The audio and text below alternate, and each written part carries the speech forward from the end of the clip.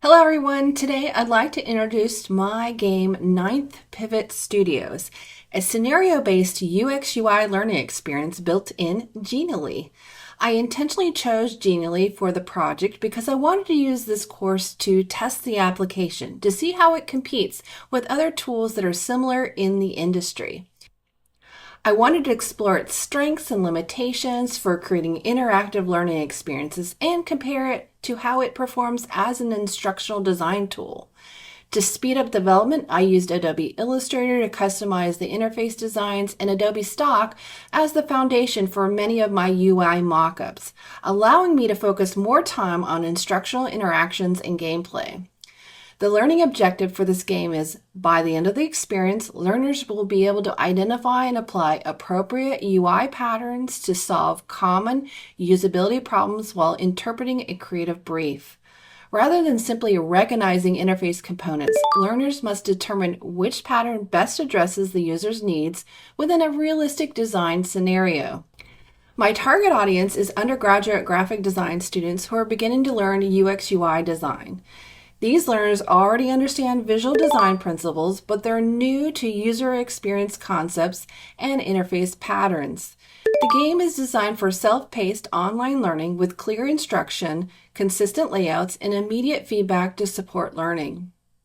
In this game, learners join Ninth Pivot Studios, a fictional UX/UI design agency, as a junior designer.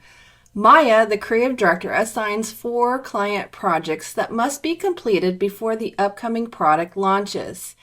Each project begins with a creative brief describing the client's goals, user feedback, and an additional design update, such as replacing a logo, updating a product price, or adding a status bar or placing product ratings.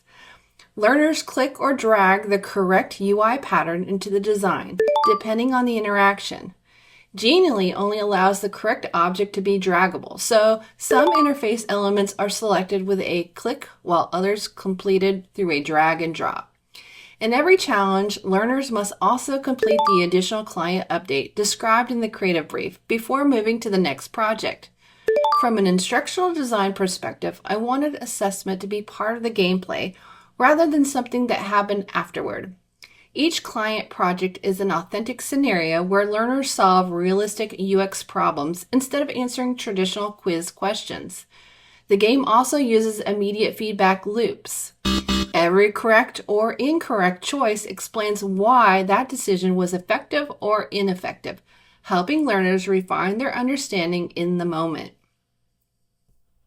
Learners earn Studio XP or Studio Experience Points, which represent their growth as a junior UX designer as they successfully complete client projects. This progression system provides visible evidence of growth while encouraging learners to complete all 4 client challenges. Rather than focusing only on right or wrong answers, the game rewards thoughtful problem solving and application of UX principles. Finally, the narrative helps connect everything together. Instead of completing isolated activities, learners become part of a design agency, communicate with Maya through a messaging interface, and solve authentic client problems. This role-play element supports engagement through storytelling while helping learners see how UX designers make decisions in professional practice. Thank you for watching.